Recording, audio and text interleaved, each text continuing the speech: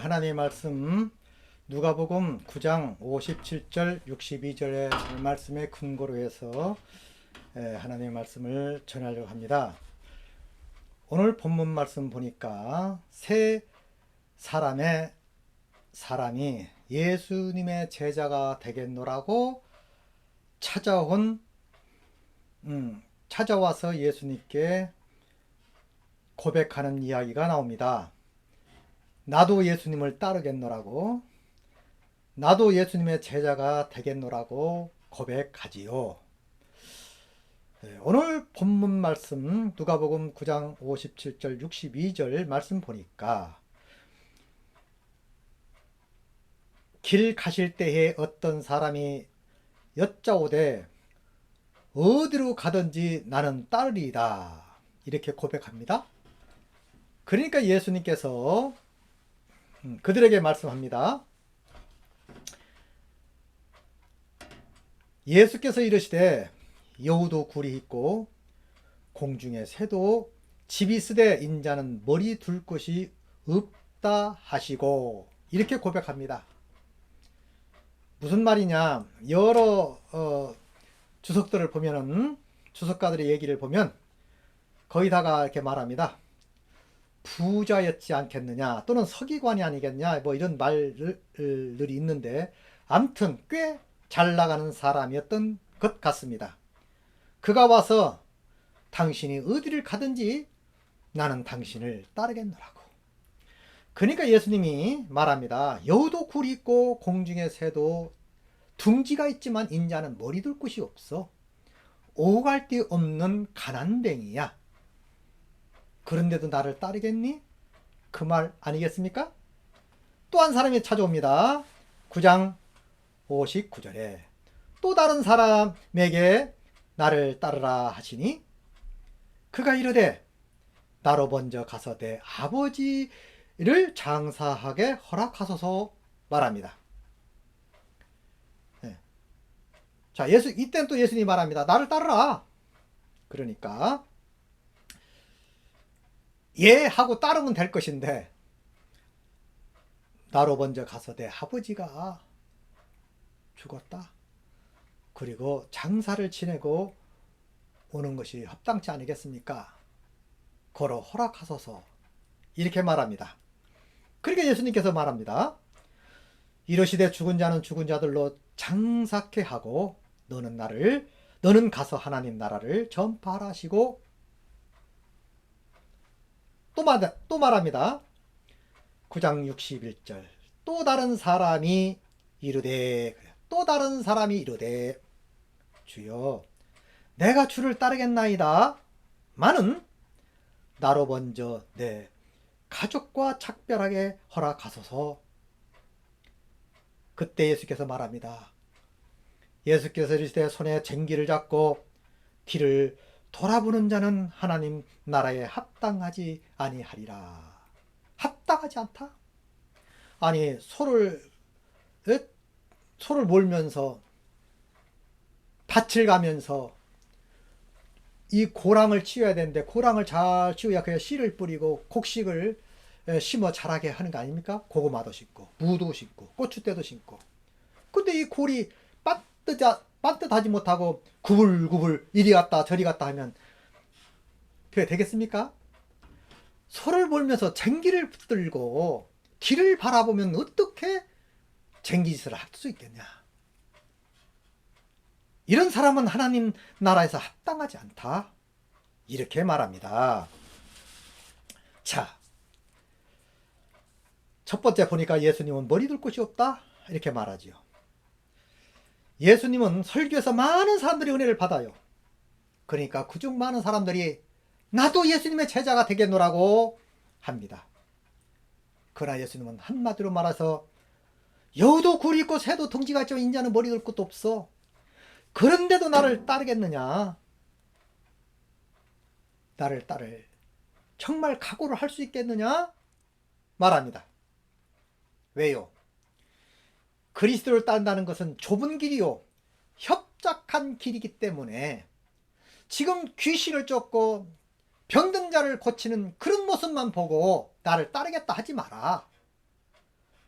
나를 따르는 길은 좁은 길이요 협잡한 길이요 죽음의 길인데 따를 수 있겠냐?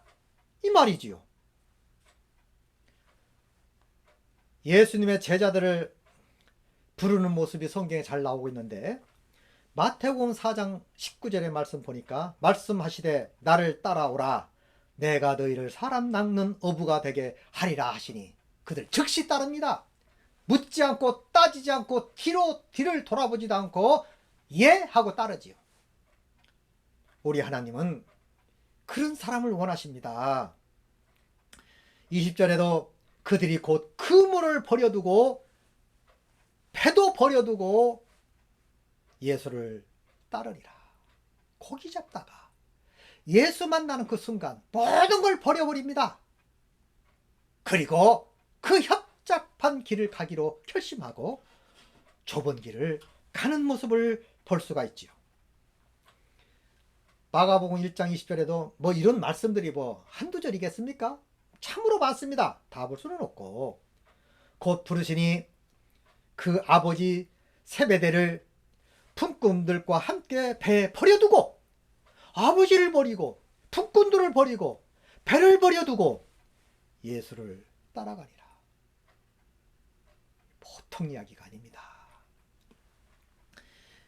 오늘날도 마찬가지입니다. 예수님을 따른다고 예수님의 제자가 되는 게 아니에요. 예수 믿겠다고 고백한다고 예수님의 제자가 되는 게 아닙니다. 택하는 자와 믿는 자가 함께할 때 역사가 일어나는 거예요. 혼자 따르는 건 짝사랑이지요. 쌍방이 합의가 돼야 되는 게 아닙니까? 예수님이 말합니다. 청한 자는 많되 택한 자는 적다고. 그러나 신실하게 믿는 우리는 하나님께서 여러분과 나를 택하여 주심을 믿습니다. 얼마나 감사합니까? 복이요.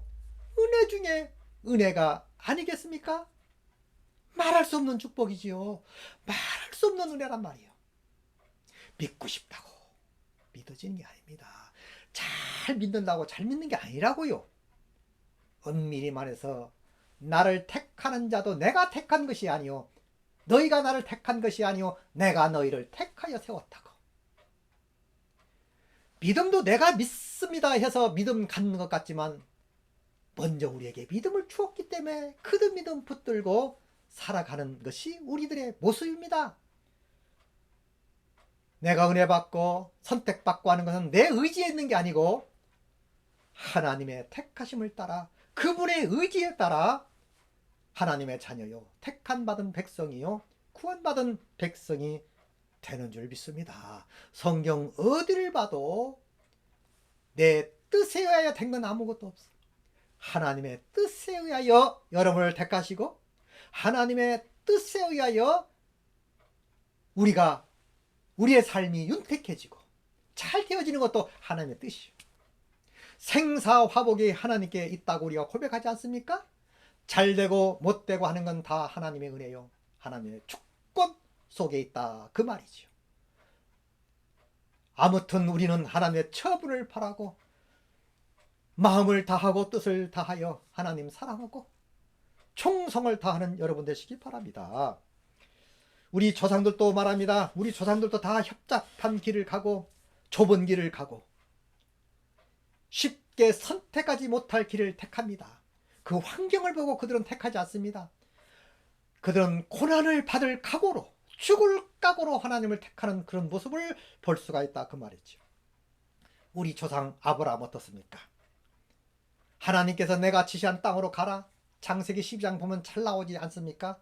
갈 바를 알지 못하고 그는 하나님께서 말씀하신 대로 본토 친척 아비집을 떠나 하나님이 지시한 땅으로 갑니다. 쟁기를 들고 뒤를 돌아보지 않습니다. 하나님 말씀 붙들고 그 말씀 쫓아 간 줄 믿습니다. 그리 했기 때문에 아브라함이 잘나서 똑똑해서 위대해서가 아니고 그 믿음 보시고 믿음의 초상으로 세워주신 줄 믿습니다. 우리가 조건적으로 예수 믿는 게 아닙니다. 우리가 무슨 잘 먹고 잘 살기 위해서, 물론 틀린 말은 아니지만 나를 잘 살게 하고 나를 행복하게 하고 나를 건강케 하고 생사화복은 하나님께 있다, 그 말이에요. 우리가 하나님의 말씀을 쫓아 사는 아브라함처럼 쫓아 사는 여러분 되시기 바랍니다. 야곱을 보세요. 야곱도 인간과 수단 방법대로 장자권을 탈취해 죽을까봐 도망가지만 그 사람 하나님 못 만난 거요. 응? 그러나 형을 속이고 아버지를 속이고 하나님의 목전에서 하나님을 속이고 도망가다가 그가 가는 길에 복된 길이었겠어요? 정말 좁은 길이었고 죽음의 길이었고 협잡한 길이었지요. 돌베개를 베고 한없이 잠이 고나게 왔겠습니까? 비몽삼몽간에 잠을 잤겠지. 그가 가장 큰 고민이 있었는데 그 야곱의 고민이 뭔지 아십니까? 하나님께서 나를 버렸을 것이다. 내가 형을 속이고 우리 아버지를 속이고 하나님 보는 목전에서 거짓말하고 장자권을 탈취했지만 하나님께서는 나를 버렸을 것이다. 그런 두려움과 공포 속에서 길을 가는 거예요. 그러다가 돌베개 베고 자다가 비몽사몽간에 꿈이라고 하지만 하나님이 나타나서 천사가 사다리가 내려오고 천사가 오락내리라 하고 인자 같은 이가 말하되 네가 밟는 땅 내가 너에게 주리라. 네가 받을 많은 복을 받을 것이다. 축복할 것이다. 내가 너와 함께 하시리라. 한마디로 고난 속에서 좁은 길에서 협잡한 길에서 주를 만나는 것을 볼 수가 있습니다. 야곱뿐이겠습니까? 요셉도 마찬가지입니다. 영문도 모르고 팔려가게 되고 영문도 모르고 감옥 가는 거예요. 진실하게 사는데도 불구하고 착하게 사는데도 불구하고 감옥에 들어가지요. 그런데도 감사하게는 말씀 보니까 하나님이 요셉과 함께함으로 그의 행사가 형통하리라. 감옥 안에서 응답받습니다. 고난의 길 속에서 응답받는 것을 볼 수가 있어요. 우리도 마찬가지입니다. 인간들은 간사해서 잘 먹고 잘 살 때 내 삶이 잘 나가면 하나님을 등한히 여고 산 사람들이 많습니다. 허다하게. 다 그렇진 않지만 대부분 사람들이 잘 먹고 잘 싸게 되면 해이해져요. 우리 한국교회를 보세요. 옛날에는 얼마나 많은 사람들이 철야기도 했고 새벽기도 했고 얼마나 예배를 철저히 했습니까? 금식기도를 20일, 40일, 3일은 기본이고 일주일도 기본이고. 근데 오늘날은 어떻습니까? 물론 지금도 기도 열심히 하는 사람이 있습니다. 금식하는 사람도 있고요.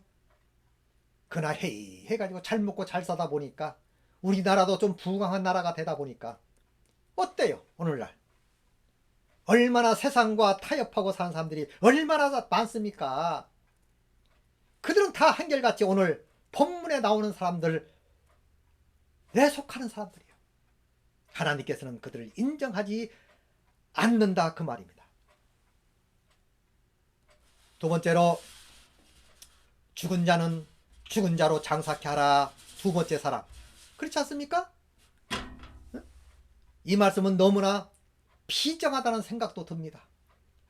성경에 보면 부모를 공경하라 했고 효도하라 가르쳤음에도 불구하고 왜 예수님께서 이렇게 비정한 말을 했을까요?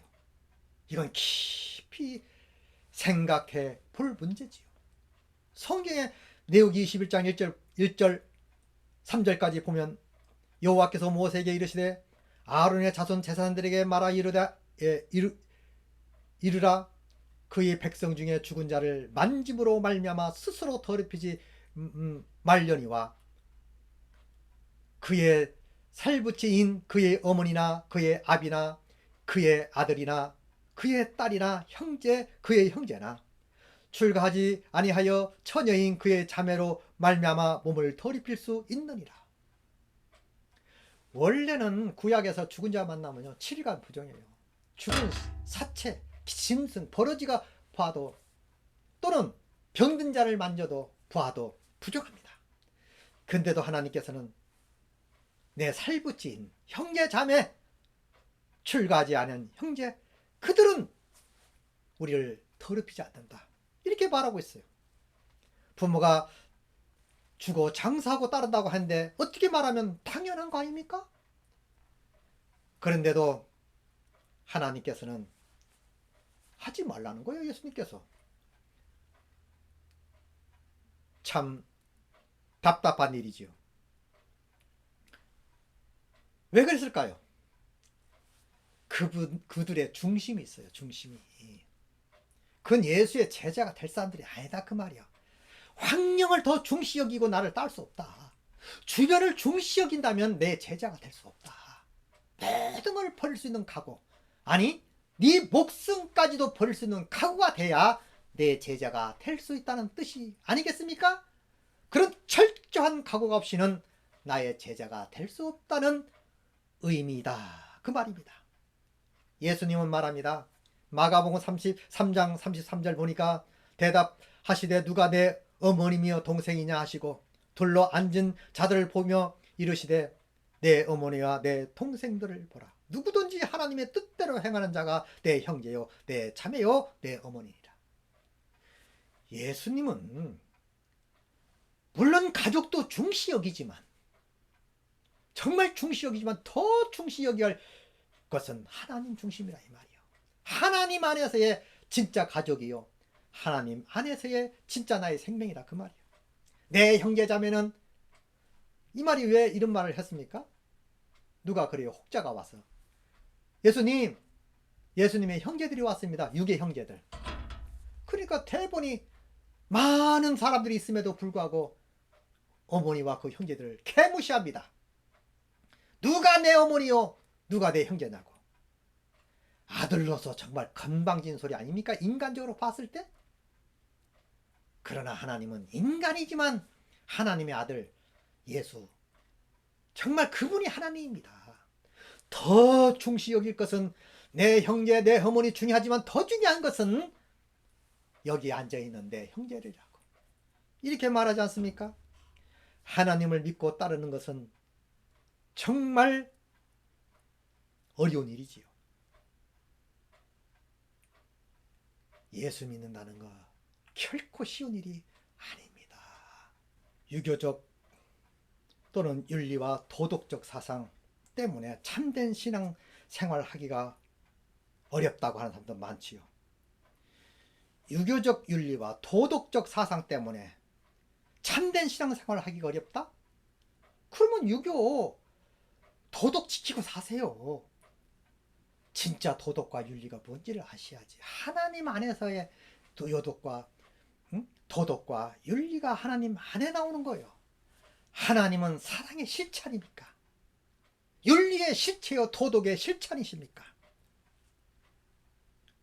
그렇기 때문에 우리는 무엇보다도 정말 주일 성소와 하나님께서 원하시는 그런 예배라든지 또 원하시는 삶을 살아야 되지 않겠습니까?